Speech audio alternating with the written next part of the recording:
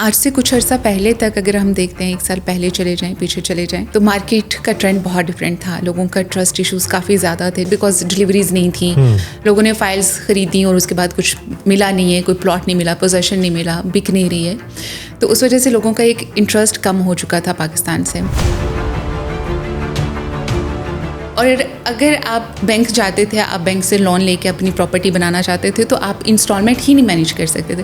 تو ایک بڑی اچھی اسکیم اناؤنس کی کہ جس میں میک شور کیا جا رہا ہے، اوبویسلی جس میں کافی حد تک یہ ہے کہ جو لوگ اپنا گھر خریدنا چاہتے ہیں، ایک خواب ہے، وہ اپنے اس خواب کو پورا کر سکتے ہیں. جس کا ابھی میرے خیال ہے پرائم منسٹر شہباز شریف نے اعلان کیا ہے، فیڈرل گورنمنٹ میں 1 کروڑ روپے تک قرضہ دے رہے ہیں. جی بالکل قرضہ دے رہے ہیں، اور اس کی جو انسٹالمنٹ ہے وہ اتنی رکھی جا رہی ہے کہ جو آپ کی سیلری کے اندر آپ ایزیلی مینیج کریں. مطلب جتنا میں نے گھر کا کرایہ دینا تو اتنی میری انسٹالمنٹ بنے گی. لیکن یہاں پہ تو لوگ ڈسے بھی بہت ہوئے ہیں، فائلیں بیچی گئیں، لوگوں کو قبضے نہیں ملے اس کے، اور بہت سارے فراڈ بھی ہوئے. کیا اس کو آپ سمجھتی ہیں اب ٹیکل کیا جا رہا ہے؟ بسم اللہ الرحمن الرحیم. میں اظہر جاوید، اور آج ہم بات کرنے جا رہے ہیں اوورسیز پاکستانیز کی طرف سے جو انویسٹمنٹ کی جاتی ہیں پاکستان میں، اس حوالے سے خاص طور پر ریئل اسٹیٹ سیکٹر کی کیا صورتحال ہے.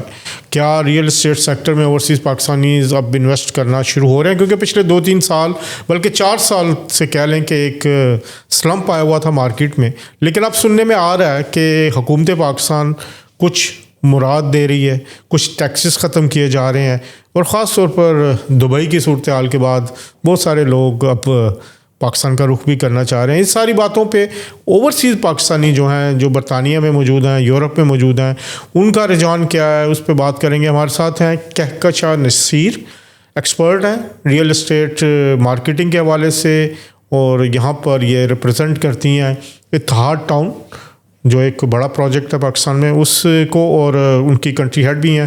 بہت شکریہ کہکشاں آپ کے ٹائم. تھینک یو سو مچ جی بلانے کے لیے.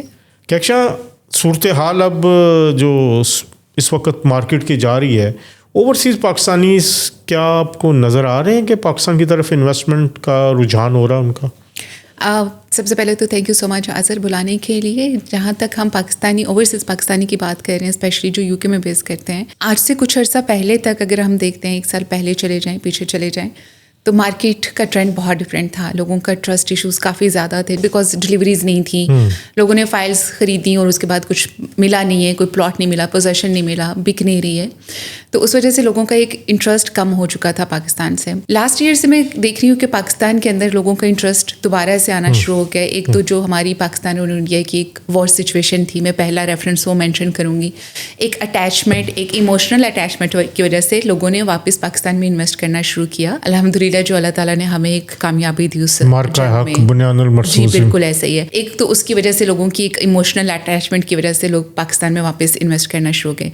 اس کے بعد دوسری ریزن میں مینشن کروں گی کہ جو پاکستان میں کچھ پالیسیز، کچھ ٹیکس ریلیف دیا گیا. ابھی بھی جیسے آپ نے سنا ہوگا ریسنٹلی بھی ایک ٹیکس ریلیف دیا گیا، جو کہ بیسیکلی ان لوگوں کو میں بتانا چاہوں گی جن کو نہیں آئیڈیا. یہ ایک 7E ٹیکس، ایک ایسا ٹیکس جو 2022 میں اپلائی ہوا تھا، جس کے بعد سے ریئل اسٹیٹ مارکیٹ کو اور زیادہ ڈاؤن فال آیا تھا. بیسیکلی یہ ٹیکس تھا کہ آپ نے ایک پلاٹ خریدا، وہ پلاٹ آپ کا خالی لینڈ پڑی ہوئی ہے، آپ نے اس کے اوپر کوئی ڈیولپمنٹ نہیں، کچھ نہیں کیا، آپ کو اس کے اوپر کوئی پروفٹ نہیں آ رہا، لائک انکم نہیں آ رہی، آپ کو کوئی رینٹ نہیں آ رہا، لیکن آپ نے پھر بھی ایک ایزیومڈ پروفٹ کے اوپر آپ نے ایک ٹیکس پے کرنا ہے. تو بیسیکلی اس ٹیکس کو بھی ختم کر دیا گیا ہے.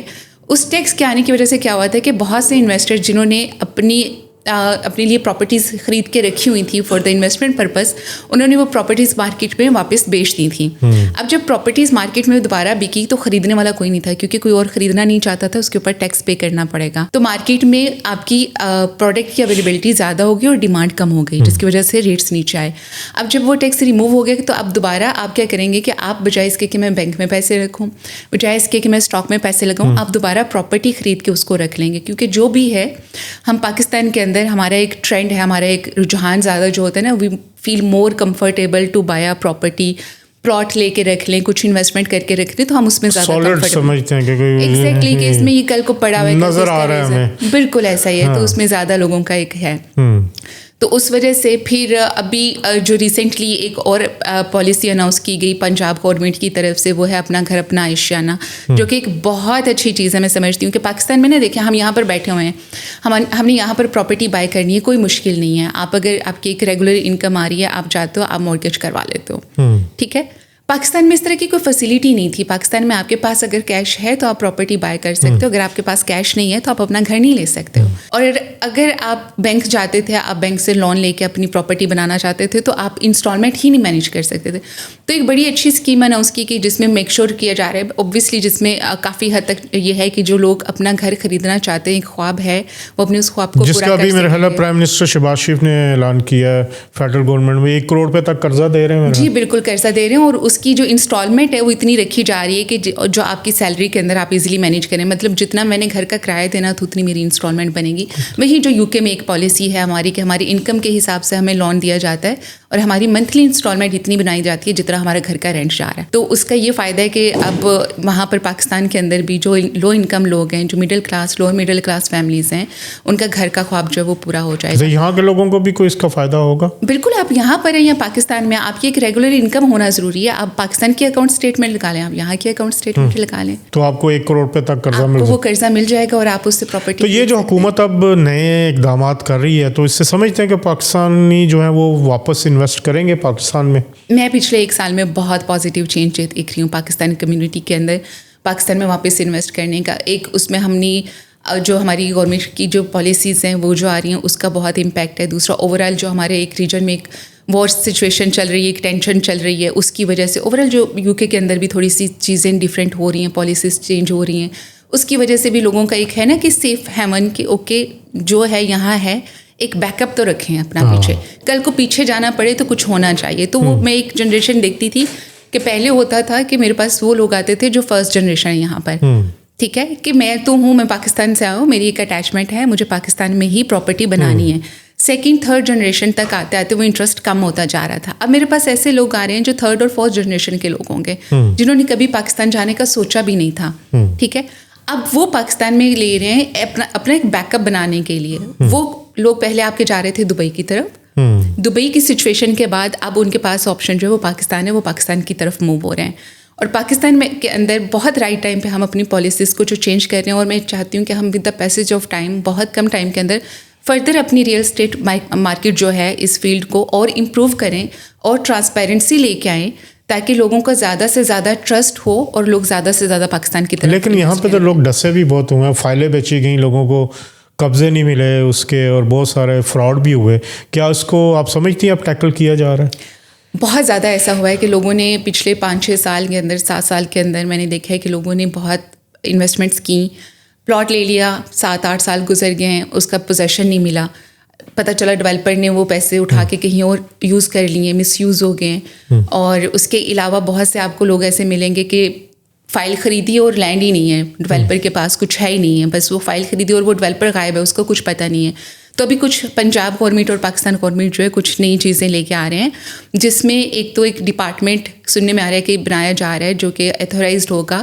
جو بھی فار ایگزامپل اگر میں اتحاد کی کوئی بھی فائل کوئی بھی پروڈکٹ بیچ رہی ہوں تو اس کی جو ڈاکومنٹیشن ہے وہ اس ڈپارٹمنٹ کے تھرو ہوگی.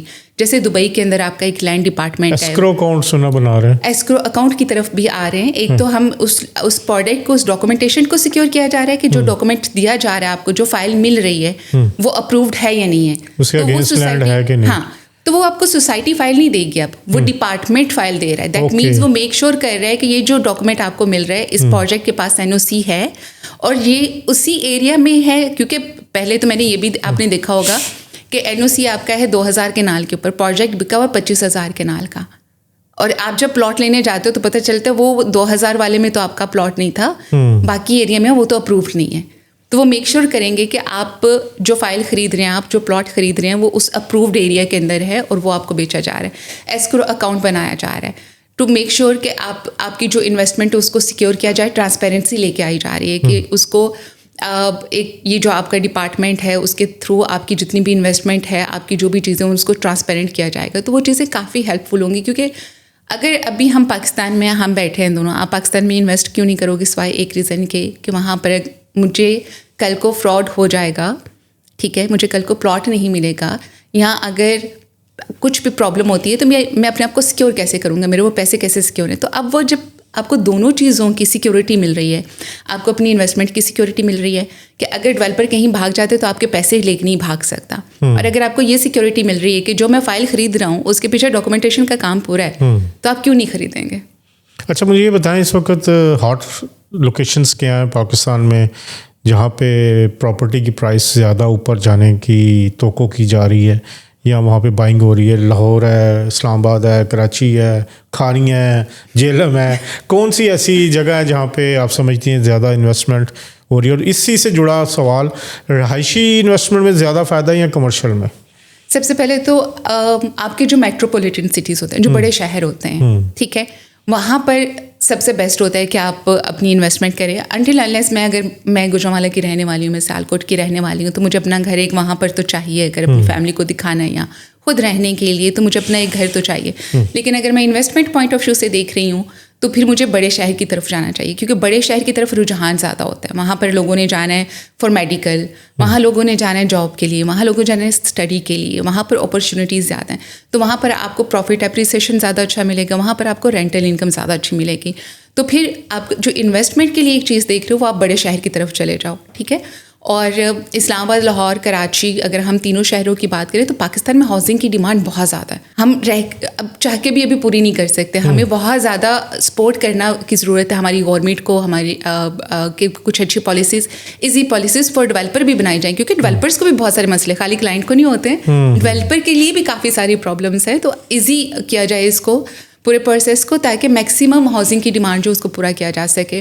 جہاں تک پروفٹ اپریسیشن ہے تو دیکھیں کمرشل پراپرٹی، ہم یہاں پر بھی دیکھ رہے ہیں کہ جو بینیفٹ آپ کو کمرشل پراپرٹی سے ہوتا ہے، جو پرائزز اس کے اوپر جاتے ہیں، جو رینٹل انکم آپ کمرشل سے ارن کر سکتے وہ ریزیڈینشیل سے نہیں ہوتا. آپ وزیر اعظم شہباز شریف کو کیا میسج دینا چاہیں گی کہ اوورسیز کی انویسٹمنٹ کو بڑھانے کے لیے کیا اقدامات کیے جانے چاہیے؟ میرا ایک ہی میسج ہوگا کہ سب سے پہلے تو لوگوں کا جو ٹرسٹ ہے ہمیں وہ واپس لے کے آنا ہے. اس کے لیے جو بھی ہم پاسبل ایکشنز ہیں وہ لیں. ہم میک شیور کریں کہ اگر یہاں پر جتنی بھی اوورسیز پاکستانی کمیونٹی ہے، ان کی جو پرابلمس ہیں لینڈ سے ریلیٹڈ، جنہوں نے فائلس خریدی ہیں، ان کے ایشوز کو ریزالو کیا جائے، ان کو پیسوں کو سیکیور کیا جائے.